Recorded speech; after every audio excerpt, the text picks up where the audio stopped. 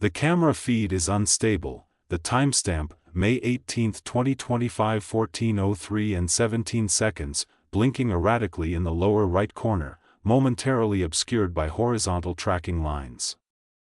A low, persistent hiss dominates the audio.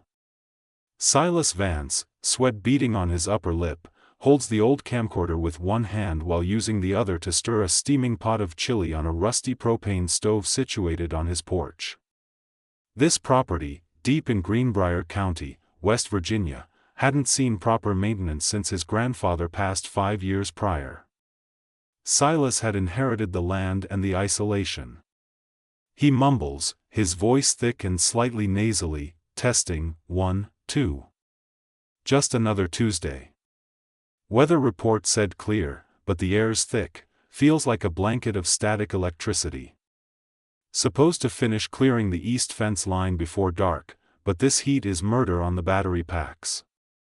He pans the camera slowly across the dense, unforgiving Appalachian forest that borders his small, aluminum-sided cabin, a dark, overwhelming wall of green that absorbs all sound. The image quality dips dramatically as he moves toward the sun, flaring the lens in a blinding whiteout that recovers slowly, leaving purple chromatic aberration along the edges of the porch railing. He sets the camera down precariously on a stack of firewood, the frame now focused narrowly on the simmering chili, the steam blurring the foreground. Gotta keep documenting. The rules are the rules. Proof of life, proof of work. That's what the contract says. He sighs deeply, the sound harsh against the microphone. The camera is still focused on the chili pot, the monotonous bubbling providing the only soundtrack for nearly 45 minutes, punctuated by the occasional fly buzz and Silas clearing his throat off camera. The timestamp now reads 14 hours 48 minutes and 2 seconds. Suddenly, the audio spikes violently. It's not a gunshot, not thunder, it's a deep, concussive tum, followed immediately by a prolonged, tearing metallic shriek that sounds less like metal bending and more like a mountain groaning in pain. The camera shakes violently on the firewood stack, briefly losing all tracking and resulting in a screen of pure snowy static before snapping back. The chili is still bubbling, but the forest silence is shattered. Silas rushes back into the frame, grabbing the camera, his eyes wide and panicked behind his safety glasses. What the hell was that? Sounded like it hit the pylon ridge, maybe 3 miles north. He doesn't bother turning off the stove. His nervous tick, the rubbing of his thumb and index finger, accelerates visibly. The camera footage is now shaky, capturing his quick strides back toward the cabin door. No jet traffic. Too low. Too loud for a transformer blowout. He pauses, strapping a rusty hunting knife sheath onto his belt. The camera catches his reflection momentarily in the scratched window pane, a worried, pale face. Gotta check. Can't risk a wildfire this time of year. Grab the big flashlight, see. And the thermos. He flicks the recording light off for a moment, then back on, perhaps forgetting the brief pause, leaving a noticeable jump cut in the footage. He's already outside, moving quickly toward a mud-caked ATV. The next several minutes of footage are nearly unwatchable. It's violent, bouncing footage from the mounted camera on the handlebar of the aging ATV, interspersed with the roaring of the engine and the splashing of mud. The timestamp moves rapidly, 14 hours 55 minutes and 40 seconds. Silas narrates over the noise, his voice strained. It tore up the canopy. Look. I can see daylight where I shouldn't be seeing daylight. He finally cuts the engine near a massive break in the treeline. The camera captures the destruction, a swath of pulverized trees, snapped at chest height, creating a muddy, half-mile trench leading up the pylon ridge. This isn't a simple impact, it looks like something was dragged at immense velocity. The smell is immediate and assaulting, captured vividly by the sensitive microphone. It smells like ozone, sulfur, and something metallic, yet sickly sweet, like decaying flowers. Silas approaches the trench slowly, the only sound now the crunch of his boots on the fallen debris. He shines the powerful, beam-splitting flashlight ahead, although it's still daylight. Dear God, this isn't natural. Not a plane. Metal doesn't bend like this.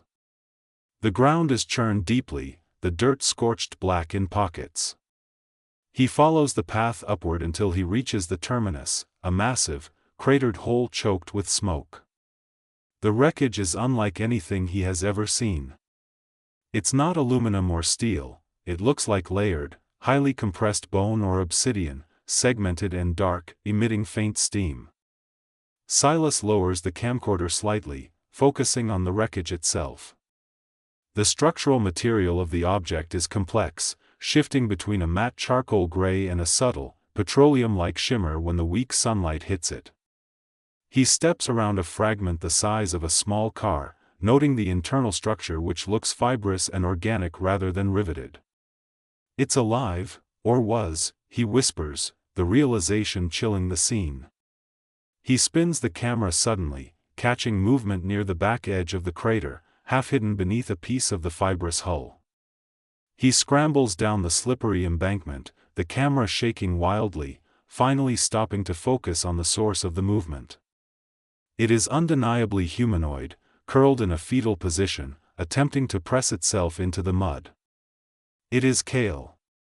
The camera settles for a horrifying moment on the back of the being. The skin is unnervingly pale, almost luminous against the dark earth. Its charcoal gray uniform is shredded across the lower back, revealing a gaping, jagged tear in the skin. From this wound, a thick, viscous fluid, not red, but a shocking cobalt-blue, is slowly pooling in the mud, mixing with the dark soil and steam. Silas takes a huge, ragged inhale. It's breathing. It's hurt. The visual is clear, despite the noise and grain. This is a creature, not a human, but its posture is one of undeniable pain and vulnerability. Silas slowly circles the injured being, the camcorder trembling in his grip. The footage catches the alien's face for the first time. The large, fully black obsidian eyes flutter open, locking onto the camera lens for a brief, terrifying instant before rolling back in apparent unconsciousness. They are entirely opaque, absorbing the light from his flashlight. The visual is so disconcerting that Silas stumbles back slightly, hitting the record button off and on in a burst of fear, causing a jump cut. He forces himself to breathe, focusing on the raw biology, the bleeding. You're not from here, are you, friend? That's not normal blood. He kneels down, ignoring the blue fluid. He sees the lack of conventional hair, the vertical slit of the nose.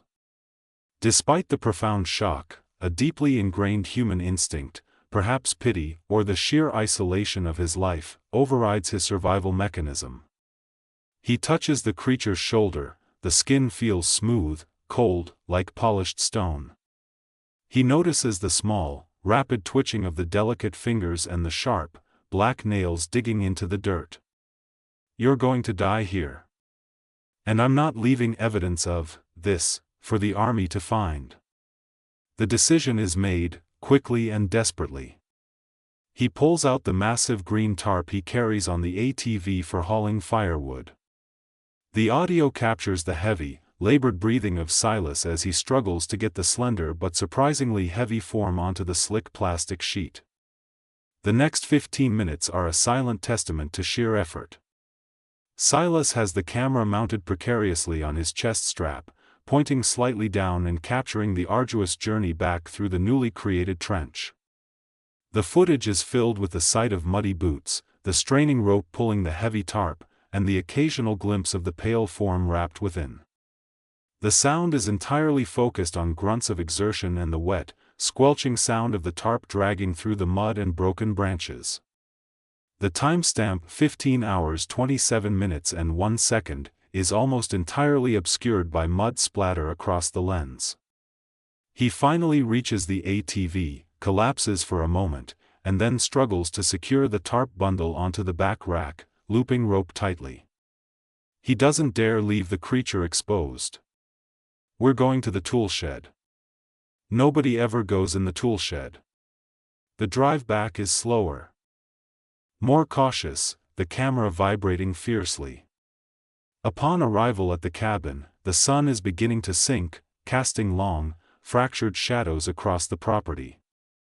He quickly drags the bundle off the ATV and into the small, windowless cinderblock toolshed, slamming the heavy wooden door behind them. The final shot is low light, extremely grainy, showing the alien sprawled on a dusty workbench covered in rusty tools. Silas stands over it, breathing heavily, the blue ichor staining the rough wood. He turns the camera to himself, his face grim and exhausted. Tape 1, archived. Operation Pylon, initiated. He clicks the camera off, but the mic stays hot for a second longer, capturing the faint, high-pitched clicking sound coming from the wounded creature. The air was thick and metallic, smelling of pine needles, burnt ozone, and something sickeningly sweet, the cobalt-blue fluid leaking heavily from the humanoid's abdomen. C knelt, his patched safety glasses slipping down his nose as he peered closer.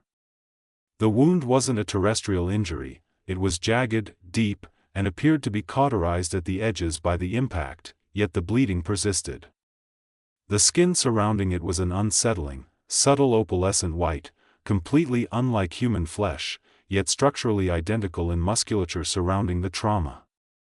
He reached out a trembling hand, momentarily forgetting the camera trained on the scene, rubbing the calloused pad of his left thumb rapidly against his index finger, a frantic, ingrained tick. Hey! Hey, you hear me? C's voice was a low, rusty croak.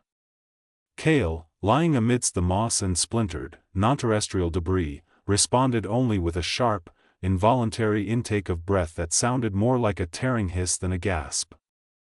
The fully black obsidian eyes tracked C's face, not with recognition, but with pure, animal pain. C swallowed the bile rising in his throat. This wasn't a human hit by a bear trap. This was impossible. This was a biological, breathing thing, dying slowly in the West Virginia woods, and he was the only witness. He looked toward the camera, then back at the creature, a raw, desperate fear gripping him. If anyone found this, especially the local sheriff who already eyed C with suspicion, his life was over. C scrambled back to his worn utility pack, pulling out a stained, roll-up tarp, his standard equipment for hauling timber or roadkill, now pressed into duty for a stranded cosmic traveler. He knew his small, rusty first aid kit was useless. What was he going to do? Band-aids and peroxide for an organism that bled blue? He felt the cold emanating from Kael's skin, a chill that had nothing to do with the humid evening air. He fumbled with the frayed rubber band holding his greasy hair back, adjusting his taped safety glasses. We gotta move. Now. Before the sun sets and the noise dies down too much, he muttered, checking the camcorder's battery level again. He couldn't leave the alien here to die or be found.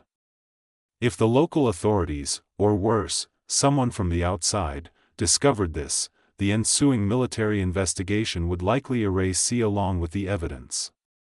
The charcoal-gray uniform Kael wore was strangely slick, feeling more like finely woven chitin than fabric, making it impossible to grip firmly.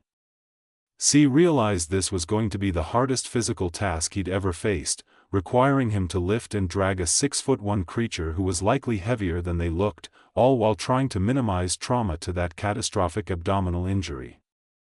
The nearest cover wasn't the dilapidated main cabin, that had too many windows, too much exposure to the gravel access road. The only feasible hiding spot was the old, insulated workshop shed, located 30 yards past the rusting water tank, largely obscured by kudzu and old-growth scrub. It was dark, smelled perpetually of diesel, mothballs, and damp concrete, but it had a heavy, lockable wooden door and a single, small, filthy window high up near the eaves. It was secure. C bent down near Kael's head, lowering his voice until it was barely a whisper, though he knew the alien likely didn't understand English. "We're going to the shop. It's safe. Just gotta hold still for me." He gently maneuvered the tarp underneath the injured being. The process caused Kael to arch his back slightly, emitting a series of high-pitched, almost ultrasonic clicks before collapsing back onto the ground, eyes wide with unfocused agony. C wiped the sweat from his brow, his hands slick with a mixture of his own perspiration and the alien's cool, sticky ichor. He knew that the wreckage needed to be hidden or dismantled immediately, but Kael was critical. Life over evidence, for now.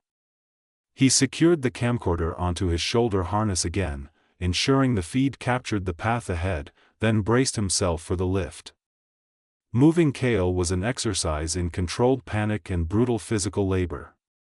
The tarp acted as a sled, but the uneven forest floor, littered with roots and rocks, made every yard a struggle.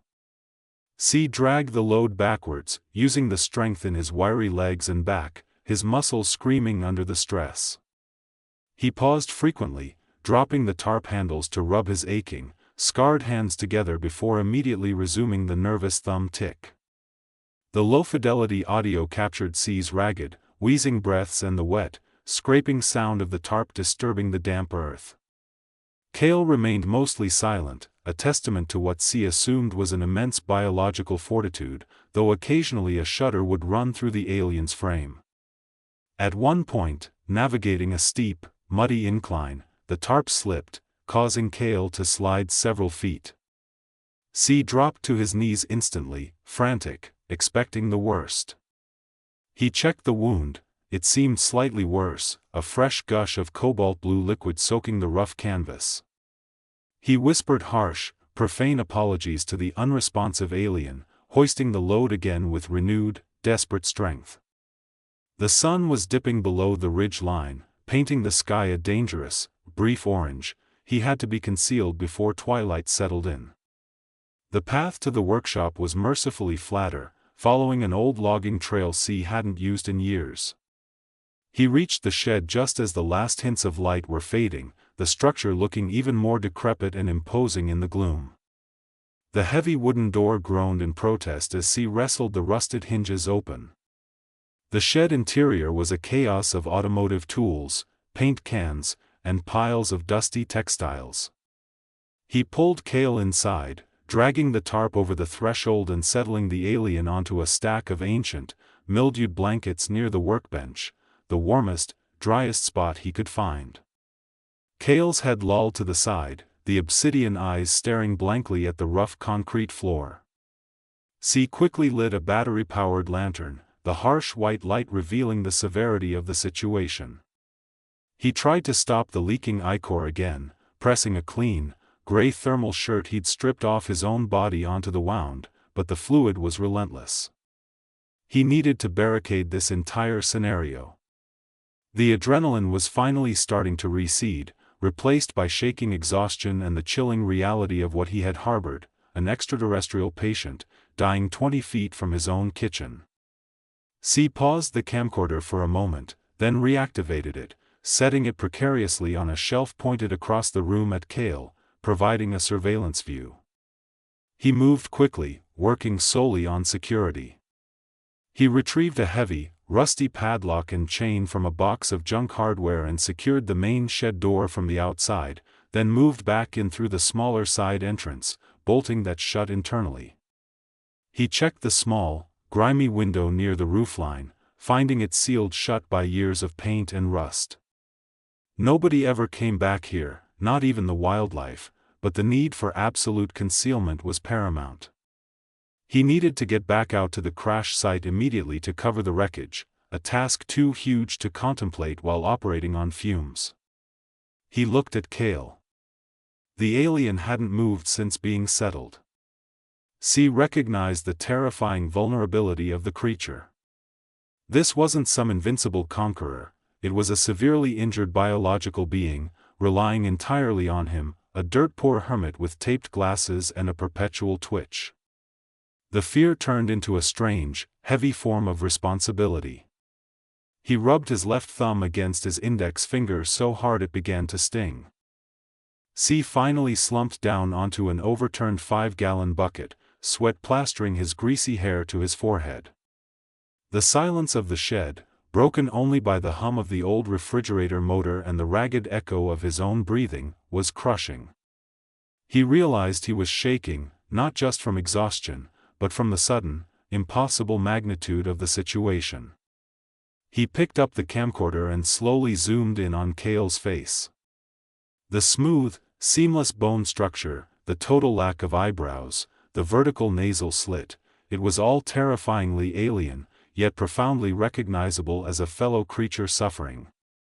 Kael's fully black eyes flickered open again, fixating on the lens. There was no hostility, only a profound, silent plea. C spoke directly to the alien, his voice cracked and raw. "You need help I can't give you.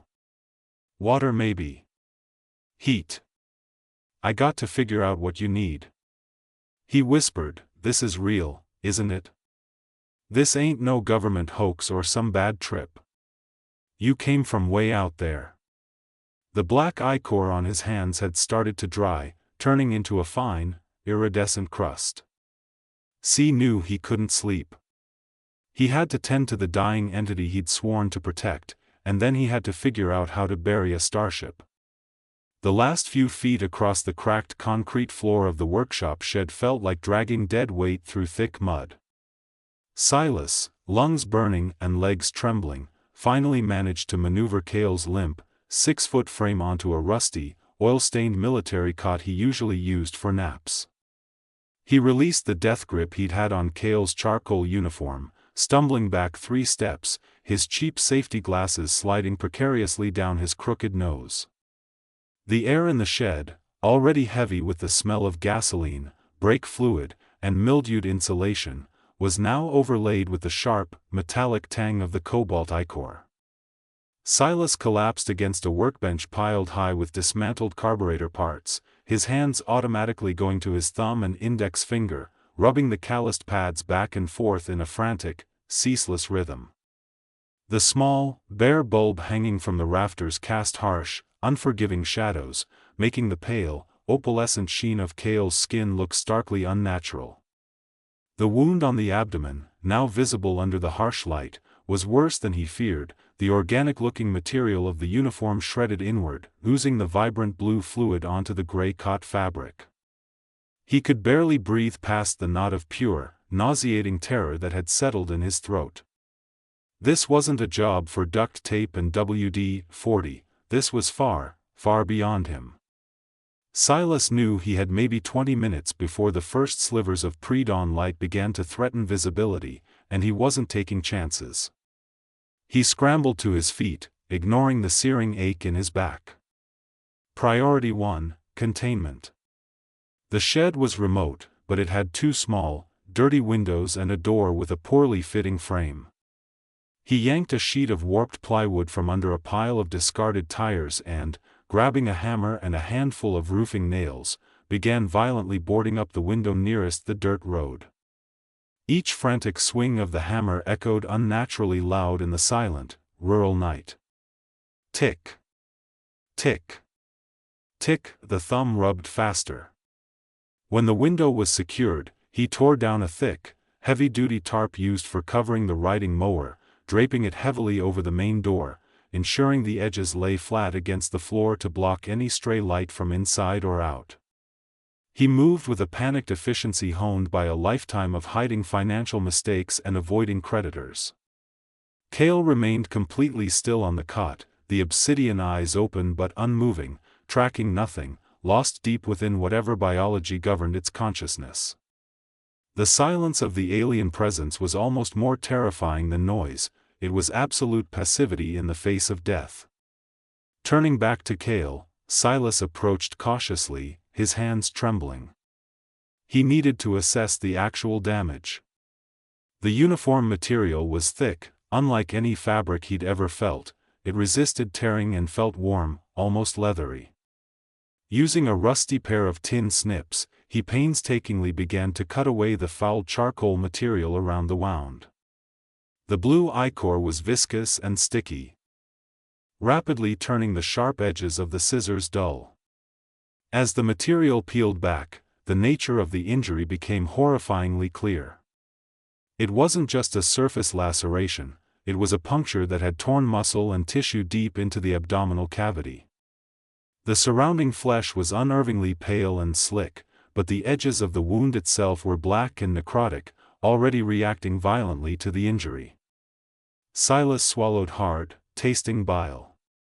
He realized his meager medical supplies, a handful of old, half-used gauze pads, some ancient neosporin, and a roll of industrial silver duct tape, were useless.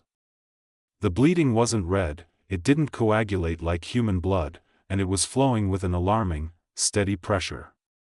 He carefully touched the wound's perimeter with a heavily scarred finger. The area was cold to the touch, unnervingly so, radiating a biological chill that felt wrong. Panic shifted into a desperate, feral clarity.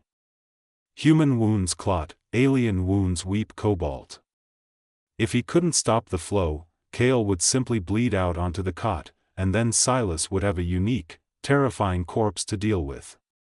Sterility was irrelevant, preservation was all that mattered. Silas looked around his shop, his eyes landing on the welding equipment and soldering station. Seal it, the thought was monstrous, but undeniably practical.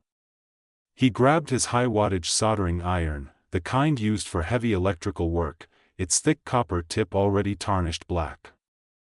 He plugged it into the nearest extension cord and waited, watching the small indicator light glow red. The nervous tick in his thumb became a frantic, grinding motion. He couldn't afford to hesitate. If this worked, maybe the flow would slow enough to buy him time to figure out the next step. If it failed, he would have essentially tortured the alien before it died. But failure to act meant immediate death. He approached the cot, the soldering iron hissing slightly as it reached temperature. He had to be quick, precise, and shallow, just enough to sear the outer tissue and staunch the viscous, blue hemorrhage. Silas leaned over Kael, the hot metal held ready. He braced himself, letting out a sharp, involuntary intake of breath. He brought the tip down sharply, lightly touching the necrotic edge of the largest tear, dragging it for a fraction of a second. The effect was immediate and sickening. There was no smoke, but an instantaneous chemical reaction, a horrifying, high-pitched, sizzle sound, less like burning flesh and more like an electrical arc hitting wet metal. A thin plume of sickly sweet, ozone-scented vapor rose instantly. Kael's body arched, a brief, silent spasm of intense pain rocking its slender frame. The obsidian eyes, which had been blank, snapped into focus, locking onto Silas's face with an intensity that felt like a physical probe. There was no scream, no recognizable vocalization, just that silent, agonizing physical response. Silas pulled the iron back, breathing raggedly. The searing had worked, minimally, the blue seepage had crystallized, forming a thin, dark seal along the margin. He pressed a wadded, clean rag against the area he hadn't yet touched, desperately trying to gain a fraction more control before steeling himself to repeat the barbaric process. It took 3 more excruciating passes with the soldering iron, interspersed with moments where Silas had to stop and physically steady his own shaking hands, rubbing the tick until his thumb was raw. Finally, the majority of the major tears were sealed, crudely, violently, but effectively. The alarming flow of cobalt ichor had slowed to an occasional, thick drop. Silas stepped back, letting the soldering iron clatter onto the workbench.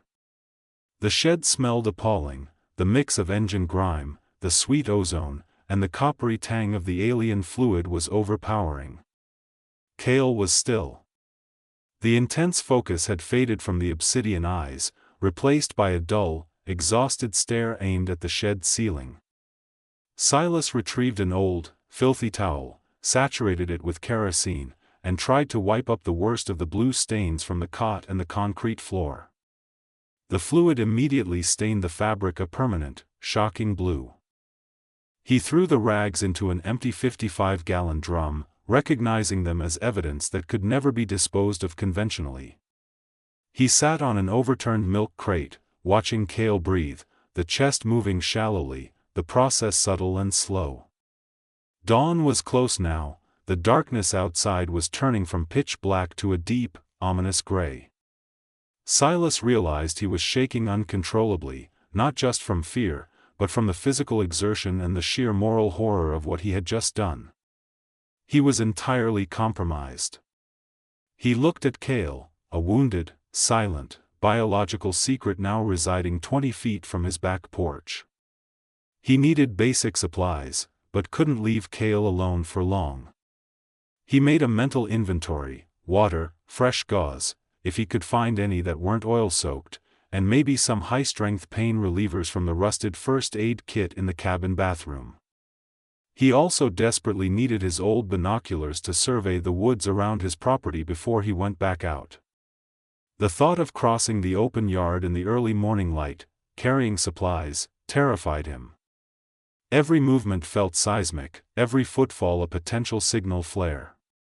He reached under the workbench, pulling out a dusty, leather work glove, and carefully picked up one of the strips of cobalt-stained charcoal uniform material, tucking it deep into the breast pocket of his oil-stained overalls. A horrible curiosity, and a sense of needing proof that this was real, drove the action. He needed to rest, just 5 minutes, but the rising sun demanded he formulate the next, impossible step. The smell hung thick, a sickening mix of ozone, scorched meat, and the metallic sweetness of the cobalt ichor. Silas collapsed back onto a stack of old tires, chest heaving, the rhythmic rubbing of his left thumb against his index finger a rapid, frantic motion now.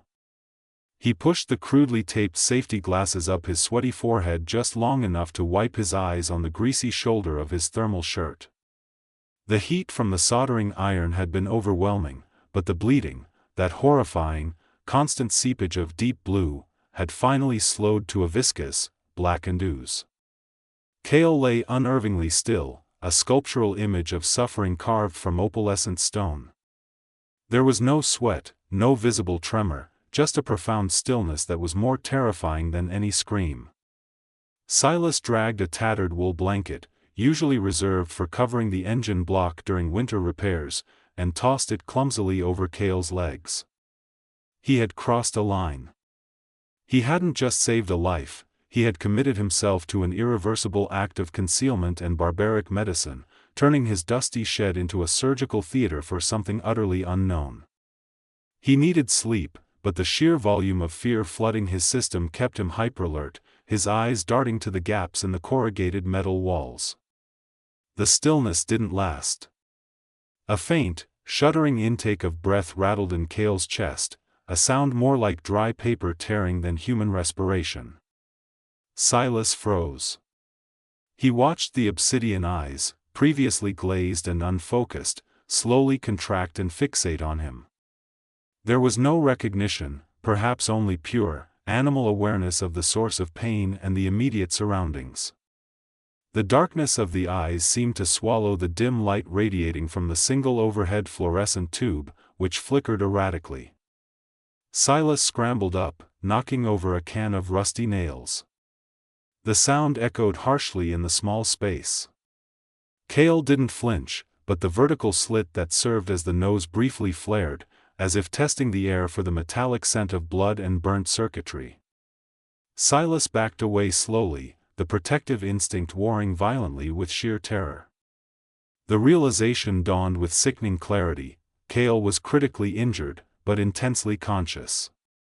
He wasn't just a wounded animal, he was an intelligent, aware being held captive in a space entirely foreign and hostile, reliant only on the desperate, exhausted human who had just inflicted terrible pain. Dehydration. That was the immediate threat, second only to infection. Kael hadn't moved since the cauterization, but the shallow breathing indicated severe shock. Silas needed water, and he needed to administer it without choking the patient or contaminating the wound. He rummaged through the clutter near the workbench, tossing aside oily rags and broken tools until his hand brushed against the cool metal of his old military canteen, wedged beneath a box of spark plugs. It was dusty, the canvas cover stiff with age, but the water inside, if it was still there, was at least 2 years old. Silas popped the cap. A musty, metallic smell wafted out. "Gotta risk it," he muttered, the nervousness in his voice tightening his chest. He found a small, rusted strainer and ran water from the shed's outdoor spigot, catching it in a relatively clean tin measuring cup, then slowly filtering it through the strainer into the canteen, hoping the filtration process would remove some sediment, if not bacteria. He worked meticulously, his scarred hands moving with an unexpected delicacy born of necessity, his focus entirely on the mundane task of making water palatable for an alien entity. Returning to Kael, Silas knelt slowly, his knees protesting on the concrete floor. The light caught the opalescent sheen of Kael's skin, making it seem almost impossibly smooth, like polished pearl. Silas gently lifted the alien's head, supporting the slender neck with one hand. Kael offered no resistance, seeming completely inert, yet the black eyes remained locked onto Silas. Holding the canteen to the cracked, blood-dry lips was difficult, the subtle structural differences in Kael's jawline made the task awkward. He managed to pour a few drops. Kael's throat convulsed slightly, swallowing the water with visible difficulty. After a moment, a low, nearly inaudible rasp escaped Kael's throat, the first non-respiratory sound Silas had heard since the crash. It wasn't a word, nor a cry, merely a sound of profound distress and effort. Silas continued, administering the water slowly, drop by painful drop, knowing that if he rushed, Kael might inhale the liquid. As he worked, Silas realized the enormity of the problem. This creature required medical intervention far beyond duct tape, old engine blankets, and questionable water. Silas quickly inventoried the shed's meager resources. For wounds, industrial masking tape, rags soaked in motor oil, a half-used bottle of generic hydrogen peroxide meant for cleaning battery terminals, and the now cooling soldering iron. For infection, absolutely nothing. For pain, a stale packet of ibuprofen in his toolbox, probably expired 5 years ago. This was futile. If Kael was going to survive the night, let alone the week, Silas needed proper supplies, broad-spectrum antibiotics, sterile gauze, not cotton rags, saline solution, and strong pain relief. Getting these meant leaving. Leaving meant exposing himself and potentially Kael. He ran a hand over his greasy hair, feeling the frayed rubber band slip slightly. The nearest town, Redemption Creek, was a half-hour drive, a town where everyone knew everyone, and a frantic 36-year-old with oil-stained overalls buying industrial quantities of medical supplies would raise immediate suspicion. He couldn't go to the main pharmacy. He needed a plan, a disguise, and enough cash to pay without traceable credit activity. The fear shifted from immediate panic to cold, strategic terror. Before he could leave, Kael had to be secured. Not just for Kael's safety, but for Silas's own. If the alien regained strength and tried to flee, the woods and fields surrounding the property would offer no cover, and the sight of the pale humanoid would surely lead to discovery and disaster. Silas wrestled with the morality of the act, but survival, his survival, superseded guilt. He found heavy-duty logging chain, usually used to drag felled trees, and a thick, canvas rigging strap. He draped the chain across Kael's torso, making sure not to put pressure on the cauterized wound, securing the ends loosely to the immovable iron leg of the massive lathe that dominated the center of the shed. It wasn't tight enough to injure, but heavy enough to prevent any sudden, rapid movement. He positioned several crates of engine parts and brake rotors haphazardly around Kael's immediate area, creating a low, unstable barricade. The action felt brutal, desperate, and necessary. As he stood back, Kael's obsidian eyes tracked his movement. There was no visible anger, just profound, silent comprehension, a judgment that cut deeper than any scream. Silas checked the shed one last time. He jammed the main door lock with a broken screwdriver head for extra security and placed a tripwire, a thin length of fishing line strung low across the entry, in case any local wildlife, or worse, a nosy neighbor, tried the handle. He pulled the frayed rubber band out of his hair, letting the greasy strands fall around his face, hoping the disheveled look would appear normal for a late-night run to a convenience store. He grabbed his worn wallet containing the small cache of cash he kept hidden from the bank, and his battered trucker cap. Stepping out into the oppressive darkness of the pre-dawn forest felt like stepping off a cliff. The only sound was the incessant buzzing of cicadas and the muffled throbbing of his own pulse. He had less than 2 hours before the sun rose and the rural roads became dangerous. He had to be quick, invisible, and successful. If he failed, Kael would die, and Silas Vance would spend the rest of his life explaining cobalt ichor and cauterized aliens to the authorities. He hurried toward the rusty mule, his ancient pickup truck, the calloused pad of his thumb rubbing relentlessly against his index finger. The air in the shed was a suffocating mix of burnt metal, antiseptic, and the sweet, mineral tang of Kael's cobalt ichor. Silas, trembling from the adrenaline crash, finally allowed his body to sag against the filthy wall beside the makeshift cot. His prescription safety glasses, taped crudely at the hinge, kept sliding down his sweat-slicked nose. Kael lay unnervingly still, the large obsidian eyes absorbing the low light filtering past the tarp. The chest rose and fell almost imperceptibly, a fragile confirmation of life. Silas realized the makeshift bandage, the scorched t-shirt material, would adhere painfully to the wound once the immediate shock passed. He needed gauze, hydration, and strong pain management, things his meager disaster stash simply did not contain. The fear of leaving Kael alone warred viciously with the necessity of survival. He rubbed the calloused pad of his left thumb against his index finger, the nervous tick pronounced and rapid. He decided on a rapid, surgical run.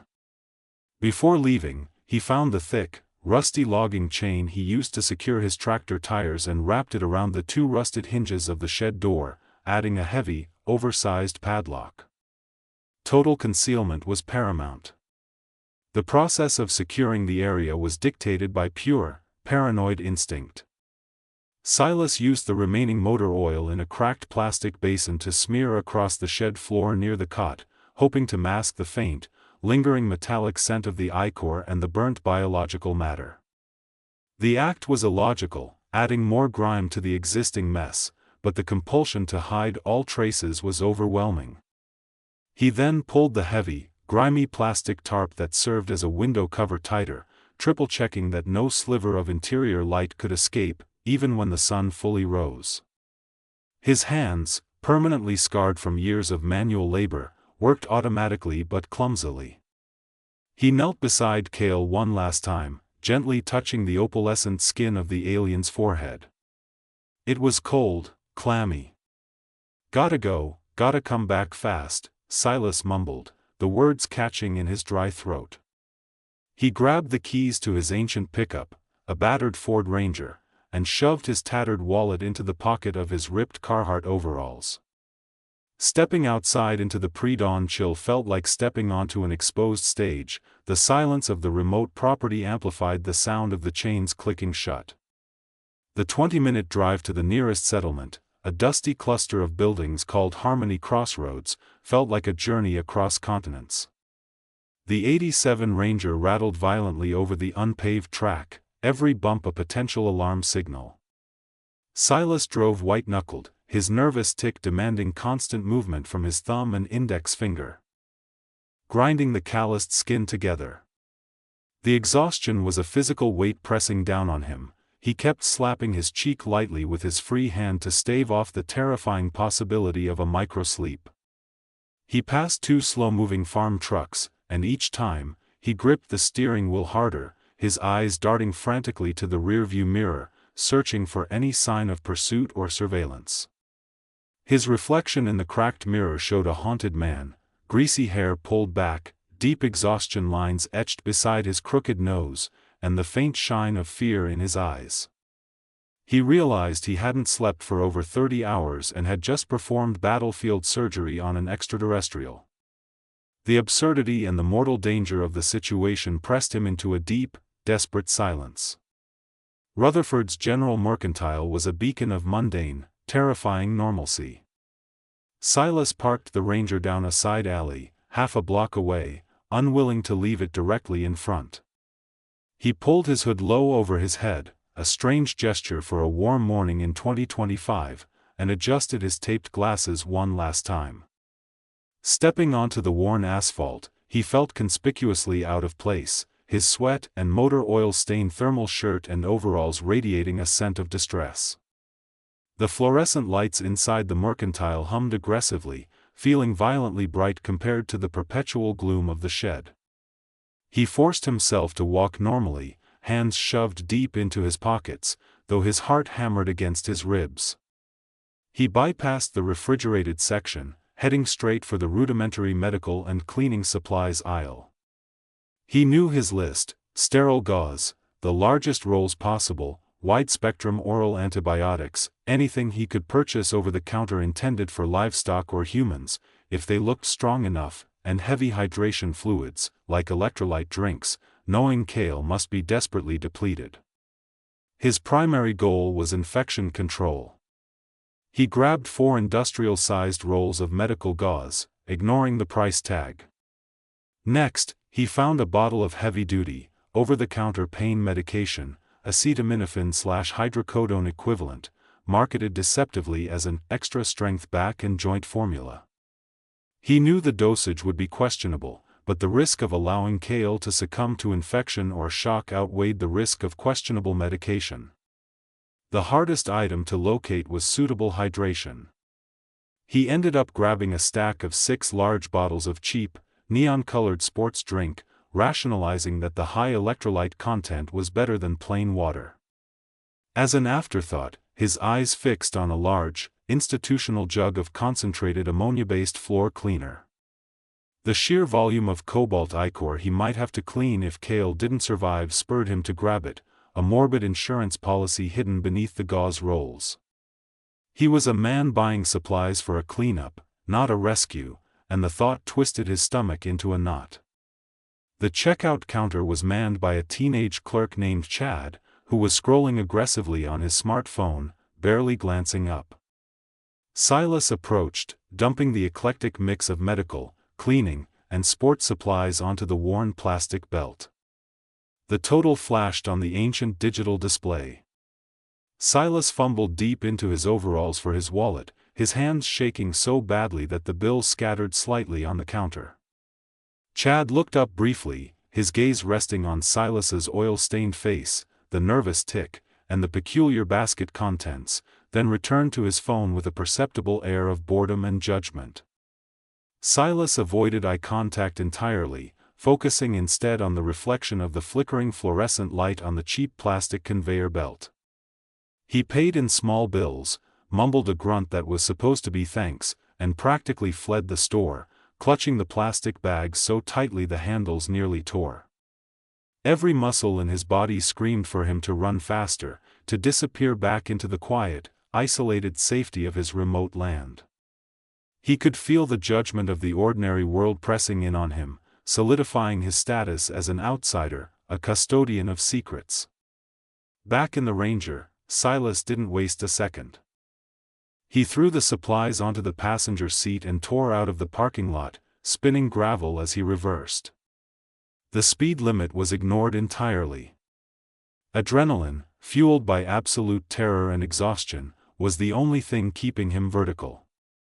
The journey back was a desperate blur. He kept glancing at the dashboard clock. Every minute he spent away was a minute Kael was unprotected and alone, potentially deteriorating further. The thought of finding the shed breached, or Kael gone, sent a sharp spike of icy dread through his chest. He pushed the old truck past its limits, the engine groaning in protest. He found himself negotiating with the universe, promising impossible sacrifices if only Kael remained stable for the remaining 10 minutes. He needed to re-establish the illusion of safety, to get back into the controlled darkness where the rules of the ordinary world, of general stores and bored teenagers, no longer applied. He slammed the truck to a stop near the edge of his property, parking haphazardly in a clump of brush, killing the engine instantly. Silas grabbed the heavy bags and sprinted the remaining 50 yards to the shed door. He was panting heavily, his lungs burning, the smell of sweat overwhelming. The chains and the heavy padlock were undisturbed, a profound, immediate relief that nearly buckled his knees. His hands, still shaking uncontrollably, fumbled with the keys until the rusty tumbler finally clicked open. He threw the chain aside with a violent clang and practically fell inside, kicking the door shut behind him. The internal air was heavy, warm, and static. He dropped the plastic bags, the electrolyte drinks tumbling across the dirt floor. He rushed immediately to the cot. Kael had not moved. The pale, opalescent skin was still distressingly clammy, but the shallow breathing continued, the faintest rhythm in the stillness. A fresh, slightly darker stain of cobalt ichor had seeped through the scorched rag bandage on the lower abdomen, indicating minor, slow bleeding, but the wound was not weeping profusely. Kael's large, black obsidian eyes remained half open, fixed on nothing. Silas leaned his head against the cool metal of the cot frame, allowing himself the first full, ragged breath of genuine relief in hours. They had survived the supply run, now came the desperate, uphill battle of healing. The rusted pickup truck shuddered violently as Silas slammed the transmission into park, the gravel driveway protesting the sudden stop. He didn't bother turning off the engine, he wanted the immediate option of flight. His heart hammered against his ribs, a frantic rhythm that felt entirely disconnected from the grinding mechanical noise of the cooling engine block. He clutched the cheap plastic pharmacy bag containing gauze, hydrogen peroxide, heavy-duty medical tape, and a bottle of broad-spectrum antibiotics, the whole ensemble costing a small fortune he couldn't spare. Silas's left thumb rubbed obsessively against his index finger, creating a faint, dry friction sound lost beneath the cicada's deafening chorus. He peered through the cracked lens of his taped safety glasses at the squat, dilapidated shed 50 yards away. The setting sun cast long, unstable shadows across the yard, making every bush look like a crouching figure. The paranoid certainty that someone, anyone, had followed him home, or that Kael had managed to break out, was almost paralyzing. He could still taste the metal tang of the general store air conditioning on his tongue, a stark contrast to the humid, sweat-drenched heat of his farm. He had to move. Every second spent idling was a second Kael was unattended, a second closer to discovery. Silas moved with a low, desperate shuffle, the exhaustion of the last 24 hours making his movements jerky and inefficient. He approached the shed cautiously, his muscles coiled, ready to pivot and run. The plywood panel he'd jammed over the single window was still secure, though it looked pathetically thin against the enormity of what it was concealing. He reached the door and confirmed the chain and heavy padlock were intact. The tension eased slightly, but the oppressive silence of the interior was unnerving. He fumbled with the key, his hands, already scarred and calloused from years of manual labor, shaking so badly he dropped the key once into the dust. He retrieved it, wiping it quickly on his oil-stained thermal shirt, the fabric smelling sour. The padlock clicked open with unnatural loudness in the quiet evening. He gripped the cheap plastic bag tighter, the sound of the crinkling plastic seeming to scream his secrets into the vast, darkening rural landscape. He took a deep, shuddering breath, the scent of stagnant air and pine needles filling his lungs, before slowly pulling the heavy wooden door inward, just enough to slip through. Inside, the air was immediately thick and heavy, a humid cocktail of mildew, dried blood, his own, from the earlier struggle, and the sharp, chemical stench of the cobalt-blue ichor, now mixed with the disinfectant he had used during the cauterization. The only light came from the narrow crack in the ceiling and the small sliver of the open doorway. Kael lay exactly where he had left him, secured by the heavy ropes. The alien was frighteningly still, its unnervingly pale, opalescent skin appearing almost gray in the low light. The severe wound on the lower abdomen, blackened and crusting from the makeshift cauterization, was starkly visible beneath the ripped charcoal uniform. Silas knelt clumsily on the dirt floor, his knees protesting. He saw a slight, almost imperceptible tremor run through Kael's long, delicate fingers, which ended in sharp, black nails. Kael was conscious, or at least aware. The large, fully black obsidian eyes tracked Silas's movement across the shed floor. They absorbed the minimal light, rendering the gaze utterly depthless and unsettlingly intelligent. Silas ripped open the plastic packaging of the antiseptic wipes and pulled on cheap, latex examination gloves, another absurd purchase. He placed the pharmaceutical bag on an upturned milk crate and approached the wound site. "Gonna clean this now," Silas muttered, his voice raspy and barely audible, though he knew Kael likely didn't understand the words. He gently pushed aside the tattered fabric of the alien's organic uniform. The heat radiating off Kael's skin was surprising, higher than human standard, giving off a subtle, humid warmth. Silas took the first saturated pad and carefully began wiping away the remnants of the clotted blue ichor and scorched tissue around the edges of the cauterized zone.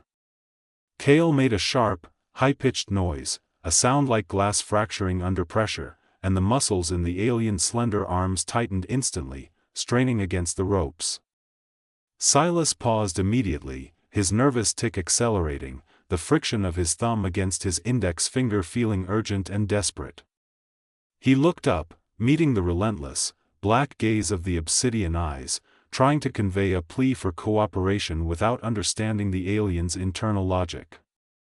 The communication failure was absolute, yet the intensity of the gaze held Silas captive. Kael's head tilted slightly, a movement so subtle it was almost missed, and the fully black eyes seemed to analyze the human's fearful face, the taped glasses, the exhaustion etched into every line. It wasn't hostility, but rather a profoundly alien calculation. Silas realized Kael was observing the genuine necessity in his actions. The cleaning was causing pain, but it was necessary to prevent infection. He returned to the task, working faster now, trying to minimize the suffering. He dabbed hydrogen peroxide onto the edges. It bubbled weakly against the scorched tissue, a familiar, reassuring sound in this utterly surreal context. The cobalt ichor was highly metallic and sticky, resisting the human solvent stubbornly. With a final sweep, Silas managed to clean the worst of it. Kael remained silent now, the initial sound replaced by shallow, rapid breaths that barely disturbed the stillness of the air. Silas, sweating heavily beneath his thermal shirt, felt the weight of the alien's dependence settle onto his shoulders. Next came the bandaging. Silas unfolded the thick, sterile gauze pad, the largest the store carried, and tried to position it directly over the cauterized zone. It was difficult. Kael's internal anatomy was clearly different, making the placement of a standard human bandage awkward and inefficient. He had to use 3 separate pads to cover the entire area adequately. Then came the tape. He used wide medical tape, pressing it firmly onto the alien's unnervingly smooth, hairless skin. The adhesion seemed strong, surprisingly so. As he worked, Silas's proximity allowed him to see the delicate structure of Kael's nasal slit, the faint, shimmering quality of the skin up close. He was essentially performing high-stakes first aid on a being he knew absolutely nothing about, using methods and materials fundamentally unsuited for the task. The irony was bitter. When he finished, the white gauze looked jarringly conspicuous against the pale skin and the dark, organic material of the uniform. He pulled the rope slightly tighter, more for psychological assurance than physical necessity, then immediately regretted the action, worried Kael might perceive it as malice.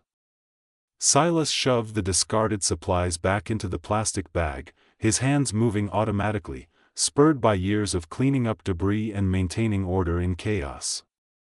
He sat back, his spine scraping against the rough wood of the shed wall, letting the weight of the last 2 days crash down on him. The immediate crisis of the wound was managed, but the long-term nightmare remained.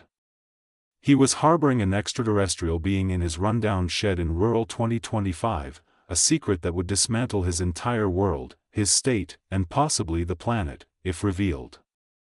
He looked at Kael again, noting the slight, rhythmic rise and fall of the alien's chest. The black eyes were still open, fixed on the human, patient and silent. Silas was trapped. He couldn't kill Kael, and he certainly couldn't call anyone. He was now unilaterally responsible for this life. The decision wasn't just made in his head, it was forged in the dirt and the sticky ichor on the shed floor. He rubbed his tired eyes beneath the taped lenses, conceding defeat to the impossible situation. He needed 3 hours of sleep, even knowing the risk of leaving Kael alone. He decided to drag the old cot he used for storage out of the corner, determined to remain vigilant, even in unconsciousness. 14 hours 18 minutes and 9 seconds, May 18, 2025. The air in the shed was thick, humid, and smelled sharply of human antiseptic mingling with the strange metallic tang of Kael's spilled ichor, which had dried to a crystalline cobalt stain on the concrete floor. Silas had done all he could. The heavy, sterile bandages were secured over the alien's lower torso, hiding the crudely cauterized rim of the wound.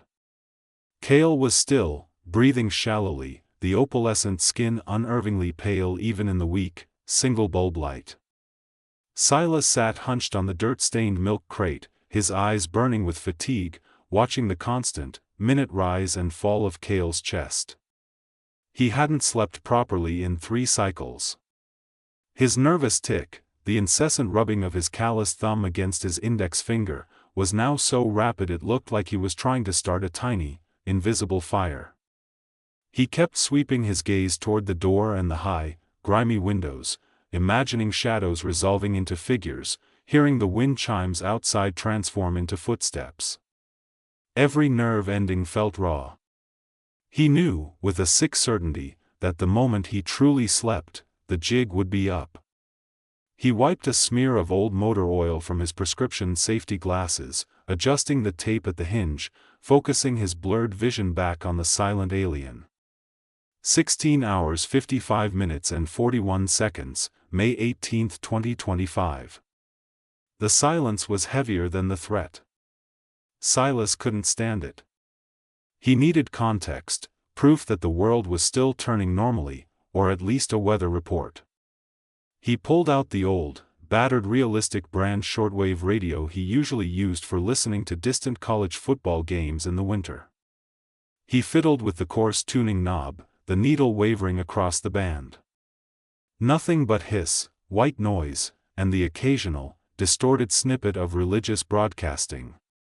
Then, Silas heard it. Not static, not interference, but a pattern, 3 rapid, high-pitched clicks, a pause, and then a long, drawn-out whine that sounded impossibly artificial. Like signal injection. It repeated every 5 seconds, precise and unwavering, regardless of the frequency he tuned to. It wasn't atmospheric, it was local, or coming from a source far more powerful than any terrestrial amateur radio operator. Silas yanked the antenna down sharply, stuffing the radio back into the greasy cloth sack, his heart hammering against his ribs. Someone wasn't just looking for Kael, someone was pinging the area. The clicks felt like a heartbeat of dread, confirming the surveillance he had feared since finding the crashed scout ship fragment. 18 hours 3 minutes and 12 seconds, May 18, 2025. Dinner was cold beans directly from the can and stale crackers. Silas ate quickly, mechanically, chewing with his head constantly swiveling. He offered the remaining half-can to Kael, pushing it gently toward the cot. Kael's obsidian eyes tracked the movement, a depthless gaze that gave nothing away. The alien shifted slightly, wincing imperceptibly, and then, using its long, delicate fingers, lightly pushed the can back toward Silas. Rejection was clear. But then Kael's hand did not retreat. Instead, the slender fingers moved across the rough blanket, tracing a deliberate line toward the remnant of its charcoal gray uniform, where the organic material was severely shredded near the hip. Kael pushed its index finger deep into the tear, extracting a tiny, hard shard, no bigger than a thumbnail, matte black and featureless.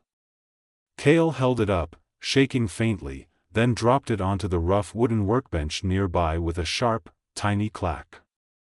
The gesture was explicit: this is important. This is the issue. 18 hours 45 minutes and 1 second, May 18, 2025. Silas cautiously retrieved the shard. It felt cold, unnaturally dense, and had no discernible seams or markings. He held it up to the light, turning it. "Is this transmitting?" he whispered, his voice dry. Kael watched him, the black eyes reflecting the single light source. Kael made a series of rapid, intricate movements with both hands, forming shapes in the air, complex, geometric figures that defied human description. Then, Kael pointed forcefully at the shard, then at Silas's own head, then back out the dirty window toward the perimeter of the woods. The meaning was agonizingly clear: even without language, this piece sends a signal. They are tracking it. They are outside. Silas felt a wave of icy terror. The tiny artifact was a beacon, maybe even what the radio clicks were keyed to. The intensity of Kael's nonverbal communication, the sheer desperation in the movements, convinced Silas completely. He quickly wrapped the shard in several layers of aluminum foil and buried it deep inside a jar of old bolts beneath the workbench. It felt like a small, ridiculously inadequate ceremony against a cosmic pursuit. 21 hours 11 minutes and 58 seconds, May 18, 2025. The shed was pitch black now, save for the faint glow of the small kerosene lamp Silas had moved behind a baffle of toolboxes. He needed confirmation. He crept to the main door, cracking it just enough to squeeze out onto the damp grass, careful not to let the hinge squeak. He took out the battered, civilian-grade thermal monocular he'd bought years ago for tracking deer. He swept the tree line, scanning for any unnatural heat bloom. For minutes, there was only the cold, green-tinted map of the normal world, rocks, trees, and the low, distant heat signature of the main farmhouse, which he had mercifully abandoned. Then, halfway down the eastern boundary, where the old logging trail met the property line, he saw it. Not a whole body, but a brief, intense, rectangular burst of heat, disappearing almost instantly, as if something had shimmered and then cloaked itself. It was too regular, too focused to be an animal or a broken piece of machinery. It was gone before he could register its size, but the location was precise, right where he expected the searchers to begin their grid. They weren't using conventional eyes, and they were close. Silas retreated into the shed, locking the door and throwing the old bolt. His hands were shaking uncontrollably, his thumb ticked now a violent shudder. 23 hours 51 minutes and 30 seconds, May 18, 2025. Silas slumped back onto the milk crate, wiping the sweat that beaded along his hairline and mixed with the grime on his face. Kael was awake, silent, watching. Silas didn't speak to the alien about the threat, there was no need. He just started talking, softly, to the air, to the necessity of their situation, a monologue born of profound loneliness. "They're out there, you know. They didn't forget you. They never do, I bet. I used to think I was isolated. Thought this junk patch of land was enough to disappear on." He chuckled bitterly, a sound scraped from his throat. "I worked rigs for 15 years. Saw a lot of things break. Bones, machinery, men. Never saw anything like you, though. Never thought I'd be hiding the main event in a damn toolshed. I don't know why I'm helping, Kael. Maybe I just got tired of being boring. Maybe I hate the guys out there more than I hate getting caught. He looked up. Kael's expression remained unreadable, but as Silas finished, the alien performed a very slow, deliberate blink, the first discernible, purely non-defensive reaction Silas had seen. It felt like an acknowledgement, a heavy, silent burden of understanding shared between the two last inhabitants of a shrinking world. 6 hours 15 minutes and 22 seconds, May 19, 2025. The light of the new day, though filtered through the dirty windows, felt dangerously revealing. Silas had caught only 2 hours of fragmented sleep, waking violently multiple times. He checked Kael's wound. The human antiseptic and bandages, combined with whatever natural restorative process Kael possessed, were working miracles. The swelling was down, the cobalt ichor flow had ceased entirely, and the edges of the cauterization looked impossibly clean. Kael was stabilizing, but the shed was no longer safe. The thermal hit from the night before confirmed active surveillance. The tracking shard was gone, but the searchers now knew the general area. Silas stood, stretching his stiff, aching back. He looked at Kael, whose black eyes followed his movements with growing alertness. "Okay, Kael. No more shed," Silas muttered, rubbing his jaw. "We gotta go deeper. I got a spot. Old root cellar, sealed up tight. Built it years ago for tornado season, never used it." He paused, weighing the massive risk of moving an injured alien against the certainty of capture if they stayed. He had to prepare the cellar and find a way to move Kael without attracting any attention. The risk was absolute, but the commitment was sealed the moment he started checking the structural integrity of the old cellar entrance. September 21, 2025, 1:17 and 44 seconds. The air in the shed was thick with the metallic tang of Kael's ichor and Silas's sweat. The decision to move had settled heavy and cold in his stomach, overriding the exhaustion that made his limbs tremble. He had used the last of his physical strength to wedge a rusty piece of plywood beneath Kael, creating a makeshift sled. Silas's prescription safety glasses were fogged, and he kept having to push them up the bridge of his crooked nose, his left thumb automatically rubbing the pad of his index finger in a frantic, almost painful rhythm. Kael, though weakly protesting with a faint, high-pitched hiss as he was maneuvered, remained alarmingly cooperative, those large, obsidian eyes following every twitch of Silas's movements. The cobalt-blue leakage from the abdominal wound had saturated the charcoal-gray fabric, and the stress of the move caused a fresh, slow seep. Silas grabbed a heavy chain and bolted it around the plywood, planning to drag the entire assembly. He checked the thermal scope one last time, squinting through the grainy green feed toward the distant, unseen rise. The heat signature was still there, faint but undeniable, like a malignant phantom waiting for the signal. He had to assume they were coming for the tracking beacon, and if they came, the shed was a death trap. Silas took a deep, shuddering breath, the rubber band straining against his greasy brown hair, and gave a tug on the chain. September 21, 2025, 1:25 and 1 second. The extraction was agonizingly slow and loud. Every scraping sound of the plywood against the dirt floor sounded like a gunshot to Silas's ears. He was dragging nearly 200 pounds of wounded, non-compliant weight, and the chain bit deep into his calloused hands. Outside the shed door.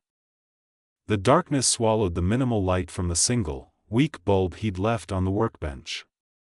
He pulled Kael through the narrow gap, angling the plywood carefully to avoid snagging. A guttural sound escaped Kael, a soft, wet clicking that seemed entirely involuntary. Silas paused, his heart pounding a sickening rhythm against his ribs. He knelt, wiping the cold, damp sweat from his temples. "Gotta be quiet, Kael. Gotta be quiet," he whispered, the words rasping. He looked at the alien's wound. The movement had aggravated it severely, and the flow of ichor was now steady, pooling onto the rough wood. Kael's delicate fingers, tipped with sharp black nails, gripped the edge of the plywood, the only visible sign of pain being the tightness around the obsidian eyes. Silas knew that if he stopped here, they were exposed.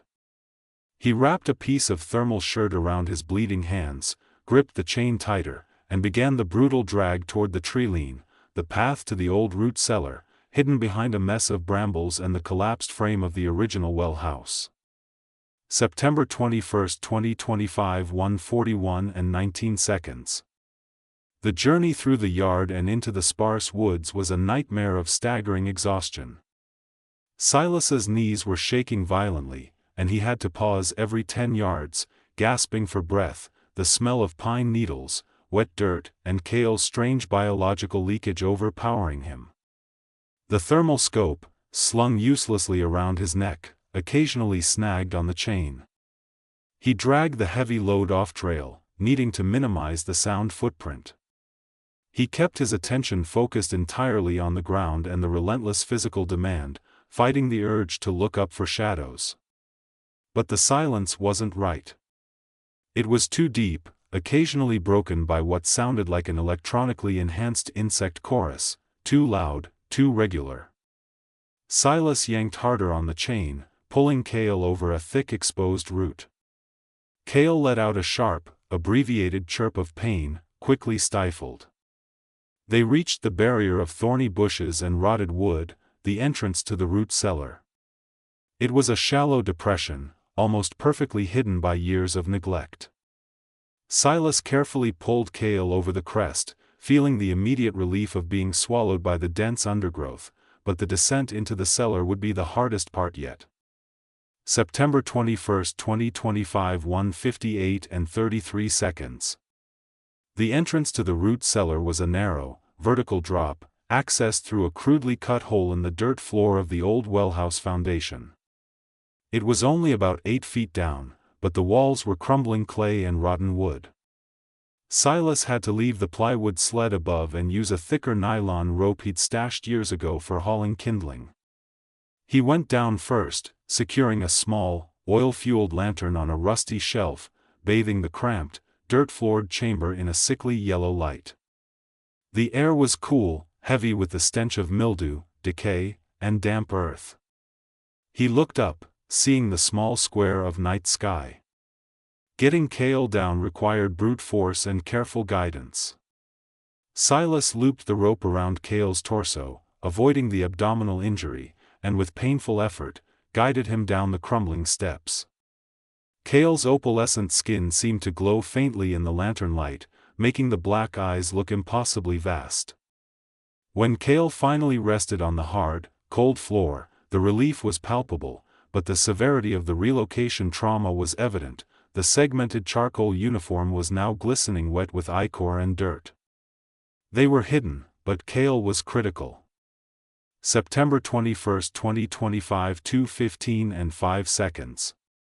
With Kael temporarily stabilized, Silas pulled out the small, cheap utility knife he carried. Kael immediately understood Silas's intent when he knelt beside him. He pointed a long, black-nailed finger directly at a specific, woven segment near the collarbone of the gray uniform.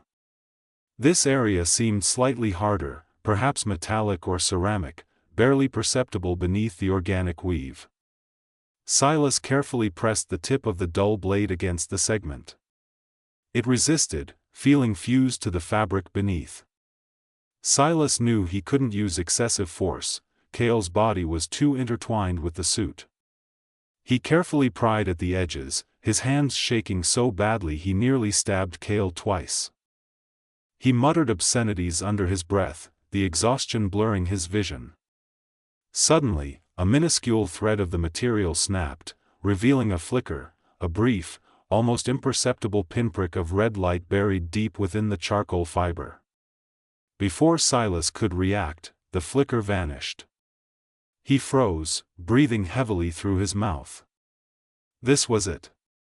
The tracking mechanism wasn't just in the uniform, it was integrated, designed to survive trauma and operate on minimal power. He had to neutralize it without causing systemic shock. He couldn't risk ripping the suit. He needed a solvent, something corrosive, but gentle.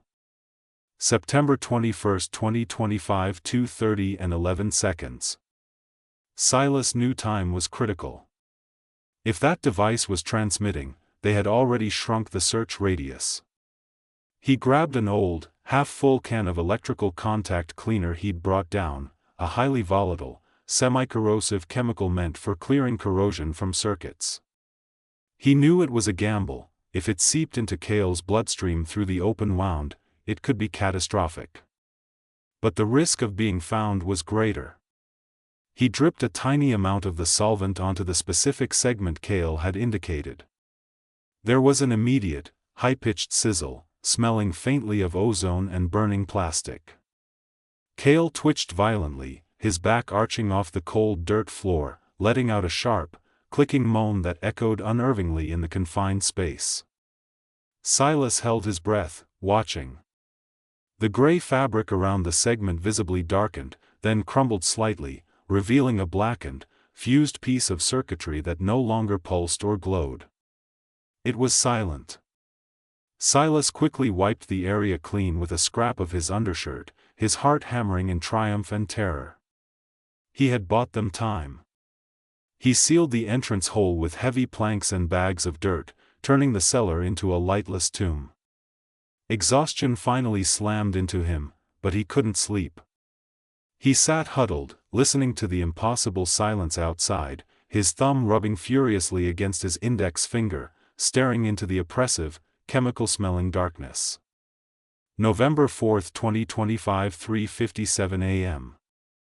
The air in the root cellar was thick, wet, and smelled powerfully of turned earth and the coppery, metallic tang of Kael's cobalt ichor. Silas, hunched over the alien's lower torso, worked by the unreliable, flickering beam of a cheap LED headlamp strapped over his prescription safety glasses. The light cast stark shadows across the arched earthen ceiling and made the moisture glisten on the concrete steps leading down. Kael was semi-conscious, resting on the damp burlap sack Silas had scrounged, murmuring sounds that had the textural quality of grit rubbing stone. The goal was finding the mechanism, the subtle thickening in the weave of the charcoal uniform near the hip, where the specialized material met the body.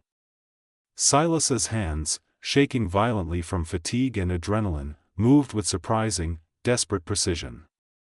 He used the tip of a rusty kitchen knife, held like a surgical scalpel, attempting to trace the outline of the device without penetrating the biological suit beneath. He rubbed his thumb and index finger constantly, a nervous rhythm against the deafening silence of the underground space.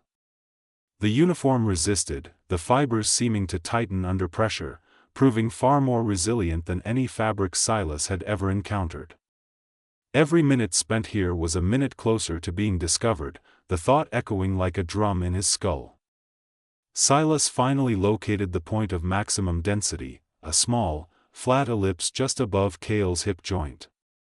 It felt unnaturally cold, a thermal sink against the otherwise surprisingly warm alien body. The knife proved useless, the woven material merely frayed around the edges but held the core device secure. Realizing time was running out, Silas resorted to brute force. He pulled a pair of heavy-duty needle-nose pliers from his overall pocket, the cold steel scraping against Kael's pale skin where the uniform gaped near the severe wound. Kael's black obsidian eyes snapped open, reflecting the weak headlamp light back as twin voids of pure absorption, and a sharp, high-pitched vocalization, not a scream, but a sound of internal distress, cut through the cellar's quiet. Silas flinched but didn't stop. He clamped the pliers onto the material surrounding the cold ellipse, twisting violently. The alien uniform tore with a sound like tearing wet leather, revealing a small, smooth ceramic plate embedded deep within the weave. It was barely the size of a thumbnail, utterly inert, but clearly artificial. Silas felt a terrifying surge of hope and panic. He had found it, but now he risked internal bleeding or exposing Kael to septic shock by ripping the protective layer. He grit his teeth, sweat stinging his eyes. He adjusted the pliers, using them as makeshift surgical forceps, attempting to leverage the device out without causing massive tearing. The ceramic plate separated with a faint, brittle, snap dash, barely audible over the wheezing sound of Kael's strained respiration. The moment the plate was free, a tiny, almost imperceptible plume of shimmering dust lifted from the cavity. Immediately, Kael arched backward, a violent, full-body spasm that threatened to dislodge the improvised bandages. The ichor flow accelerated instantly, pulsing from the abdominal wound in quick, frightening spurts. Kael's slender body shuddered, the opalescent sheen of the skin momentarily shifting to a sickly gray-green. Silas scrambled backward, clutching the cold ceramic shard. Was the removal worse than leaving it? Did the device regulate something internal? He watched, horrified, as Kael slowly relaxed, the violent convulsion subsiding into a deep, heavy state of unconsciousness. The breathing, however, seemed to lose its ragged quality, becoming slower, steadier, though terrifyingly shallow. Silas realized the immense risk he had just taken. Removing the tracker was essential, but it might have been integral to Kael's uniform integrated life support system. The silence returned, heavier now. The root cellar became an absolute vacuum of noise, amplifying the sound of Silas's own ragged breathing. He stared at the ceramic plate, wiping it clean on his greasy overalls. It held no markings, no lights, just the smooth, cool surface. He had succeeded in breaking the electronic thread, but the success brought a fresh, searing wave of paranoia. If the pursuers were tracking a signal, they were now tracking the lack of one, a sudden, absolute drop-off in a remote location. That was a flare gun, not a blackout. He shoved the device deep into the farthest corner of the cellar, burying it beneath a pile of loose dirt and rotted potato peels. He then turned his attention back to Kael's wound, frantically trying to reapply pressure and stem the sudden increased bleed. He used the last remaining strip of the thermal shirt he had ripped days ago, binding it tightly. Kael remained motionless, the black eyes slit shut. Silas rubbed his thumb against his index finger so hard it hurt, his exhaustion reaching a point where reality felt warped and stretched. He had done all he could underground. Now, he had to secure the perimeter before the inevitable search team arrived. November 4, 2025, 5:15 a.m. Silas climbed out of the root cellar, pulling the loose planks of the wellhouse structure back into place, camouflaging the entrance with dry leaves and overgrown moss. The pre-dawn air was damp and cold, carrying the smell of pine and coming rain. He moved on instinct, his body running purely on residual adrenaline. He didn't check the perimeter, he felt it.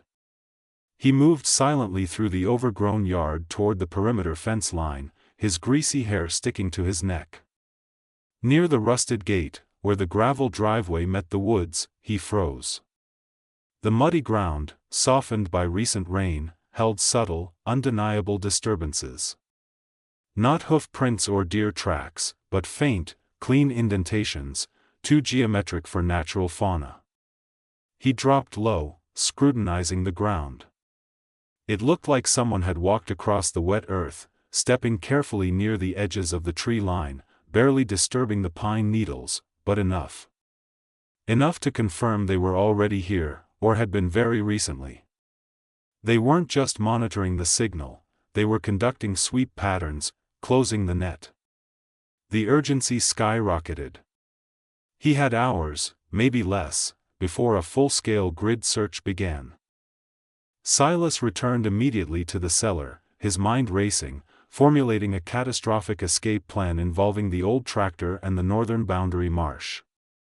As he eased back down the steps, he paused, headlamp sweeping across Kael. The alien was awake. Not merely stirring, but fully lucid, propped up against the earth wall. Kael's long, delicate fingers were resting on a newly revealed section of the charcoal uniform near the wrist. The material, where his fingers touched it, was glowing faintly with a muted, inner blue luminescence, not the cobalt of the ichor, but an engineered, electronic light. Kael wasn't just lying there, they were subtly manipulating the remnants of their suit, perhaps attempting diagnostics or internal communication, confirming that the uniform was far more than clothing. The black obsidian eyes met Silas's, and for the first time since the initial panic, there was a flash of something intelligible, recognition, perhaps calculated awareness, and a profound, silent plea for speed. Silas understood the nonverbal message: I am compromised, but not useless. We are out of time. Silas rubbed his thumb, swallowed hard, and extinguished his headlamp, relying now on the faint blue glow emanating from Kael's wrist. They're closing, Silas whispered, the words catching in his dry throat. Kael did not respond verbally, but the glowing light pulsed once, sharply. Silas interpreted the signal perfectly. He quickly grabbed the small bag of tools and medical supplies he kept hidden. As he secured the cellar entrance one last time, making sure the planks were perfectly seated, the distant sound reached him. It was a low, mechanical thrum, faint but undeniably present, carried on the damp air. Not a commercial airliner, nor a normal farm helicopter. This was the steady, heavy beat of military-grade rotary engines. They were coming over the ridge, executing a search pattern, triangulating the last known signal drop-off point. The silence of the tracking device had been the trigger.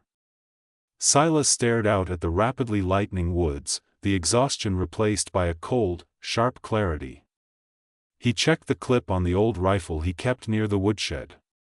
Part 9 was ending, and the final confrontation was beginning. There was no running anymore. Only moving, fast, and praying the thick foliage and the root cellar could buy them the precious minutes needed for a final, desperate move. September 11, 2025, 2:47 and 19 seconds.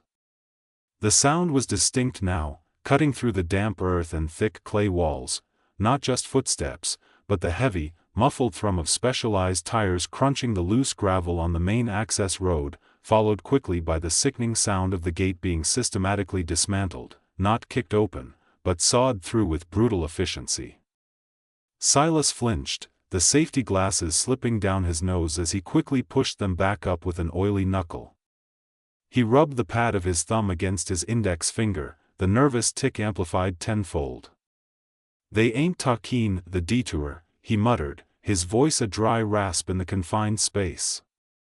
Kael, resting against the damp foundation stone, had stabilized after the tracker removal shock, though the cobalt fluid was still weeping slowly from the abdominal wound. Kael's massive obsidian eyes, reflecting the single bare bulb above, were wide with a fierce, terrifying alertness. The air pressure in the cellar seemed to drop. The pursuit wasn't random, it was targeted extraction. Silas scrambled toward the narrow wooden door leading up to the potato shed above, pushing the largest, mud-caked burlap sacks of seed potatoes against the flimsy latch. The wood groaned under the pressure of the sacks. He knew this barrier was purely psychological, a few kicks and it would shatter. He lifted the old, rusted 12-gauge shotgun he kept loaded for coyotes, his hands shaking so violently the metal parts rattled. This wasn't a coyote. This was the end of the line. He could hear distant, clipped, non-human shouts now, echoing across the farmstead, confirming the speed and organization of the threat. September 11, 2025, 2:49 and 3 seconds. A heavy metallic boot slammed onto the wooden flooring directly above them. The sound was deafening, amplified by the shallow space of the cellar. Dust and flakes of paint rained down onto Silas's greasy hair and thermal shirt. The voices intensified, organized, barking commands in a rapid, guttural language that sounded like shattered glass being dragged across rock. Silas pointed the shotgun toward the ceiling, his mind racing. If he fired, He'd deafen himself and alert every single pursuer to their exact location instantly, but holding still meant waiting for them to pry the door open. Kael let out a soft, pain-filled hiss, a sound barely audible over the ruckus above. Kael lifted a long, pale hand, pointing not at the ceiling, but toward the far, muddy corner of the cellar floor, the location of the makeshift ventilation shaft that Silas had covered with a loose piece of corrugated tin. The shaft led into a barely crawlable, old drainage ditch from the 1950s that eventually emptied into the back 40 boundary line, useless for escape unless you were snake-sized. Kael's obsidian eyes held a desperate plea and a strange glimmer of focus, clearly communicating a plan that required both distraction and time. Silas understood, the shaft wasn't a primary escape route for them both, but it was an alternate exit. Kael was still too wounded to use it, but Silas could. He stared at Kael, trying to interpret the silent urgency. Kael then tapped the charcoal uniform over the chest, where the woven material appeared slightly thicker, then pointed toward the ceiling again. The message was clear: distraction, now. September 11, 2025, 2:51 and 11 seconds. The main door of the potato shed above them shrieked open, followed by the sound of heavy equipment being dropped onto the wood floor. They weren't using simple hand tools, they were cutting through the floorboards to get to the entrance, bypassing the flimsy latch entirely. Silas knew he had less than 60 seconds before they had line of sight. He moved with a sudden, panicked determination born of pure adrenaline. He dropped the shotgun, deciding noise wasn't what he needed, movement was. He rushed to the back corner, kicking the corrugated tin aside. The dark, muddy opening of the drainage shaft gaped before him, smelling of stale water and deep earth. He looked back at Kael, who now held the small, metallic shard of the removed tracking device tightly in one hand, while the other was pressed to the wound, slowing the ichor flow. Kael gave a single, almost imperceptible nod. It was a trade. Silas's risk for Kael's chance. He jammed the tracking shard into the pocket of his faded overalls. He wasn't taking Kael, he was taking the evidence, making himself the target. He grabbed the empty, rusted 5-gallon kerosene can he used for soaking tools and shoved it into the shaft first. The clatter echoed slightly down the muddy tunnel. Then, he dropped to his belly. September 11, 2025, 2:52 and 8 seconds. Silas wriggled furiously into the narrow, earth-choked shaft, scraping the oil-stained thermal shirt and tearing the already ripped Carhartts further. He didn't look back. The moment he disappeared, the sound of splintering wood right above Kael intensified, accompanied by a bright, blinding flash of light filtering through the cracks. They were using cutting tools. Kael watched the hole Silas had left, then looked down at the wound. With a soundless gasp, Kael pulled the segment of woven gray material over the wound, forcing the edges of the organic uniform together. The action was difficult, triggering a sharp tremor throughout Kael's slender body. Then, Kael focused on the small, smooth, polished panel located near the wrist cuff, a panel that had remained inert for days due to power drain or distance. Now, isolated and directly threatened, Kael brought up a second hand, the long, black nails tracing intricate patterns over the cuff. A barely audible, high-frequency whine began to vibrate through the cellar floor, growing in intensity. Kael was initiating the emergency failsafe, a localized transport mechanism designed for immediate, critical retreat, previously blocked by the uniform's integrated system. The distraction was working. The pursuers were focused entirely on the main entrance and the sounds of Silas's hurried movement in the shaft. September 11, 2025, 2:53 and 15 seconds. Silas heard the crash. The cellar door was gone, ripped from its hinges. Shouts erupted, closer and louder than before, echoing in the concrete space. Silas paused his desperate crawl, resting his forehead against the cold, damp mud. He knew they'd sweep the cellar first. He heard heavy boots descending the stone steps, followed by immediate confusion and harsh, staccato orders. They had found the empty cellar, the medical detritus, the cobalt bloodstains, and the abandoned shotgun, but no primary target. Then, one of the alien voices shouted something that sounded questioning, immediately followed by another shout that pointed directly toward the muffled rattling of the kerosene can Silas had pushed ahead of him into the drainage ditch. Silas had succeeded, they were taking the bait. He started moving again, faster this time, pulling himself through the filth. The shaft was designed to channel water, not a grown man, and the edges of the rusted tin sliced long, shallow cuts across his forearms, ignoring the existing scars. He was breathing in great, ragged gasps, the air thick with mineral deposits and rot. He reached the end of the covered shaft, where the ditch opened into the back field, pulling himself out onto the high, weedy embankment. He didn't stop to look back at the distant farmhouse lights. He started running, stumbling immediately, into the cover of the ancient cornstalks, drawing their focus away from the cellar for the critical final seconds Kael needed. September 11, 2025 2:54 and 5 seconds. Back in the root cellar, Kael's efforts reached fruition. The high-frequency whine peaked, causing the bare light bulb to vibrate violently, casting shadows that jittered and leaped across the walls. A small, self-contained sphere of pure, shimmering white light, intensely bright but localized, enveloped Kael, causing the VHS recording device, mounted inconspicuously near the ceiling fan, to momentarily white out and struggle to stabilize the exposure. The pursuing figures, realizing their mistake, turned back, sprinting toward the cellar when they heard the powerful, momentary surge of energy. They were too late.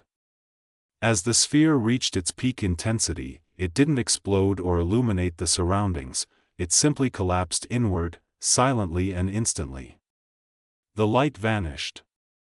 Kael was gone. The only evidence left was the fresh cobalt bloodstains, the ripped uniform fibers, and the lingering scent of ozone.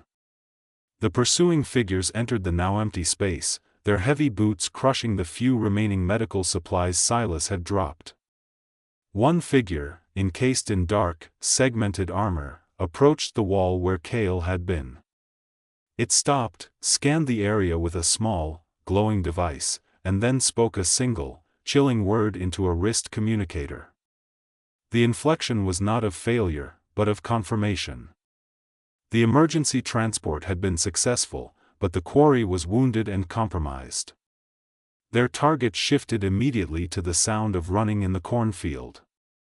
September 11, 2025 2:55 and 40 seconds. Silas was halfway across the wet field, his chest burning, when the powerful lights hit him. Not the yellowish beams of farm vehicles, but brilliant, cold white spotlights that originated from the edge of the woods and swept the field with military precision. He stumbled, falling hard onto a row of muddy stubble, dropping the kerosene can. He tried to get up, but the exhaustion and the terror paralyzed him. He heard the rapid, heavy footsteps closing in from 3 directions. They had boxed him in perfectly. He instinctively reached into his pocket, his hand closing around the sharp, angular metallic shard Kael had given him. He held the small piece of alien technology, the one thing Kael deemed essential to survive, and knew that by keeping it, he had ensured Kael's escape, but also guaranteed his own capture. The first figure reached him, a towering silhouette against the blinding light. A low, powerful vocalization sounded right above him, a demand he didn't need translated. Silas squeezed his eyes shut. The camera, mounted on a shelf back in the cellar, captured the brief, chaotic flash of light from the field through the open door, then the vibration of the subsequent impact as the armored figures secured the farmstead. The camera recorded silence for exactly 32 minutes, showing nothing but the empty cellar floor and a slow stream of dust motes dancing in the single bare bulb's light. Then, without warning, the entire feed corrupted, dissolving into a final, rolling wave of static, followed by a permanent, deafening black screen. End of footage. Archive complete.